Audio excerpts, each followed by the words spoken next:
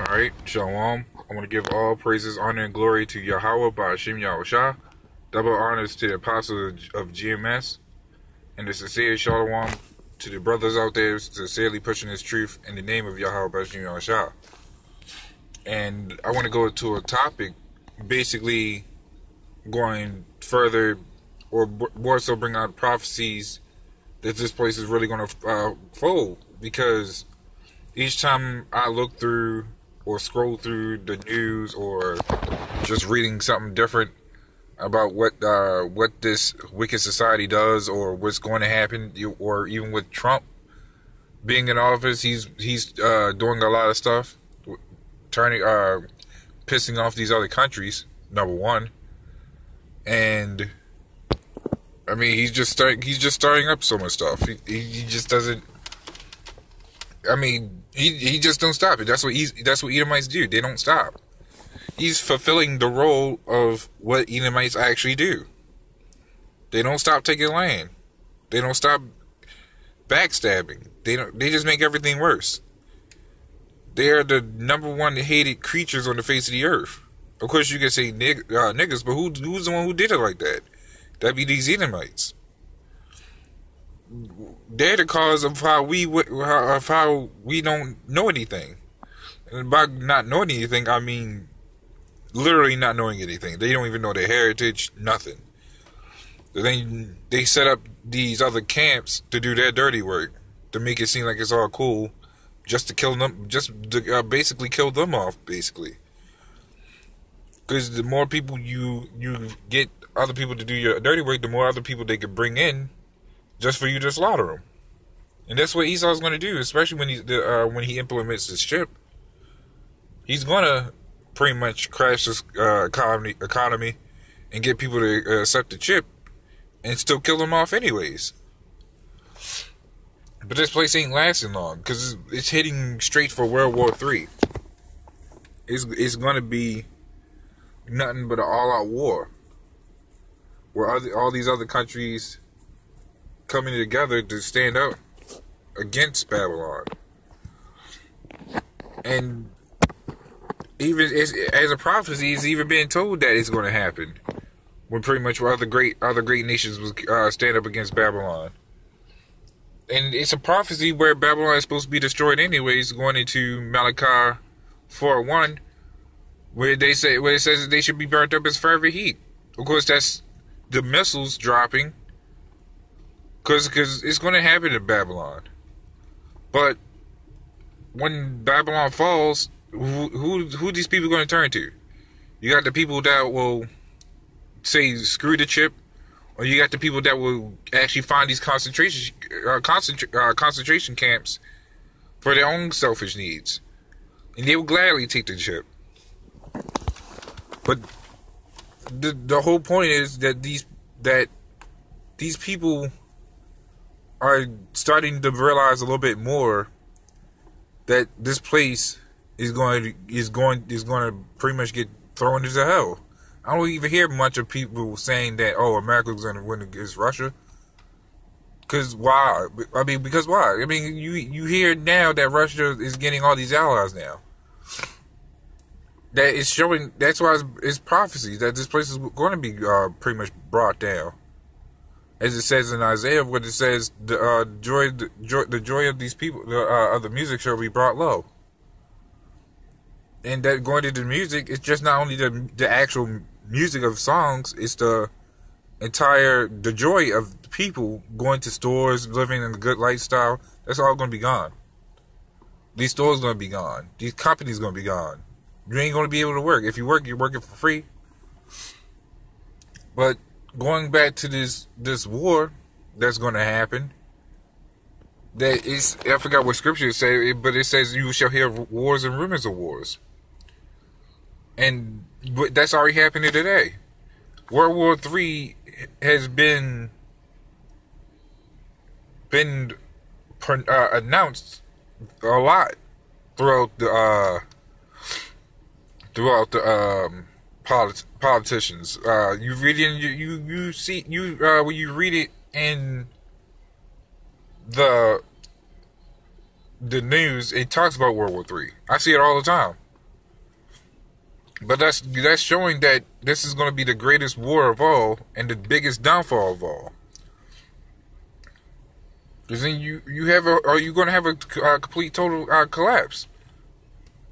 That's why this place is going to fall. This place is going to be destroyed according to Malachi 1 and 4, or even Revelations 18 and 8, where it talks about the plagues and then destruction. But then you have Malachi 1 and 4, as I said, whereas Esau thinks he's going to rebuild. But he's not. Because the Lord said he's going to throw down. He's going to destroy this place. And that's a prophecy in itself. If it's written in the book, it's going to happen. And even if it pertains to even back then, it's still going to happen today. Because why? Because things are repeating in this era that this place has to be destroyed.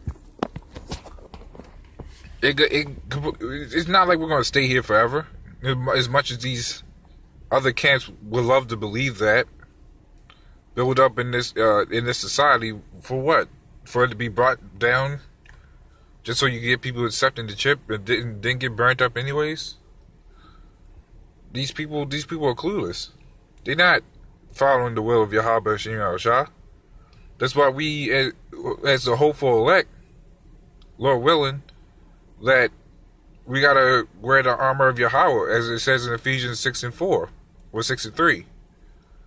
It says that we had to wear the armor of Yahweh. That's that protection against these devils. And it even says in the next verse that it may protect you, that it will protect you from the wiles of devils.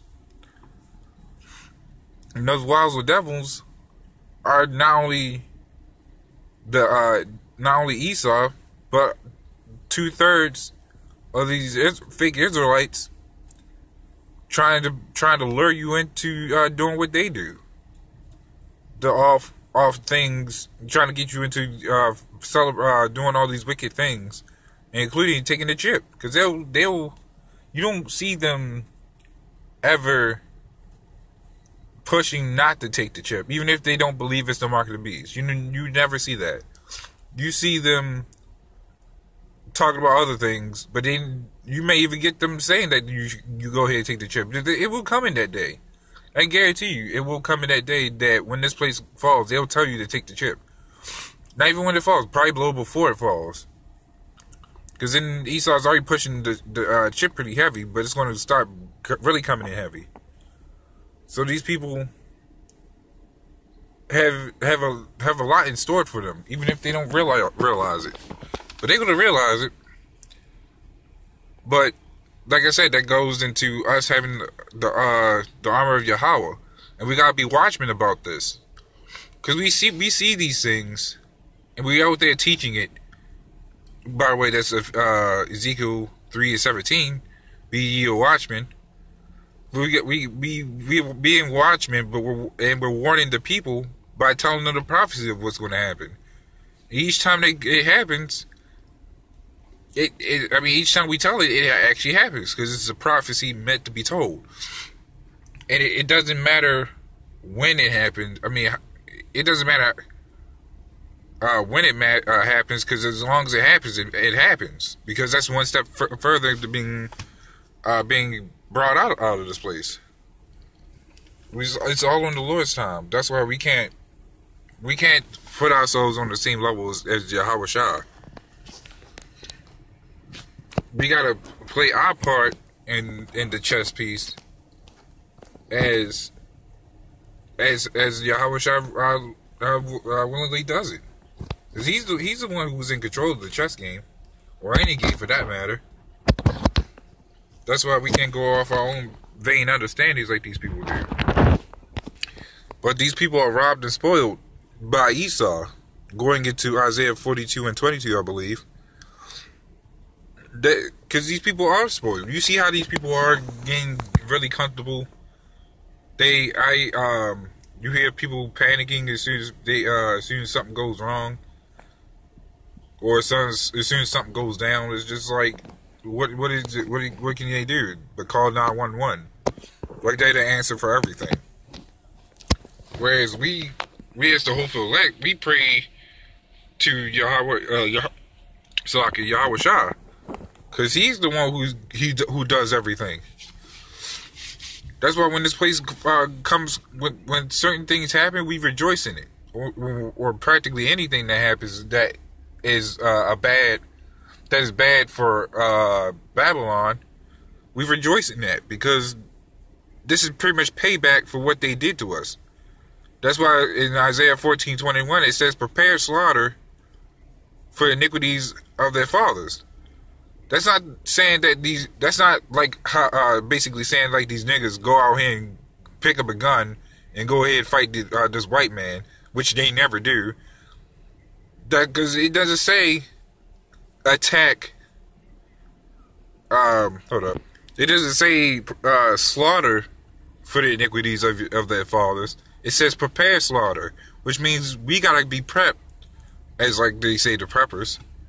We gotta be prepped for when this place goes down, or basically in general until the Lord comes back. Because that's what we're prepping for. We ain't prepping for this place to go down. We're prepping for Yahweh Shah to come back.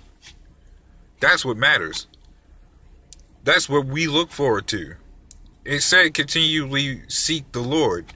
I forgot exactly what scripture that was. I believe it was First Chronicles. But it said continually seek the Lord. Not continually seek after guns to try to fight the white man, his technology, which ultimately came from the Lord, to fight Esau. That's not what we're here for. But again, those are the 2/3 that are meant to do that, which they ain't doing it. But we, as the hopeful elect, we gotta wait for the Lord to return. Then we can start the slaughter, the final slaughter, until we get to the kingdom of heaven. That's when we're actually saved out of this place. Unlike what those Christians say about being already saved. We ain't saved until we actually out of this place. You can't save yourself. You can't claim to be saved. But that's pretty much it on my part. So with that, I just want to say shalom and death to this wicked society.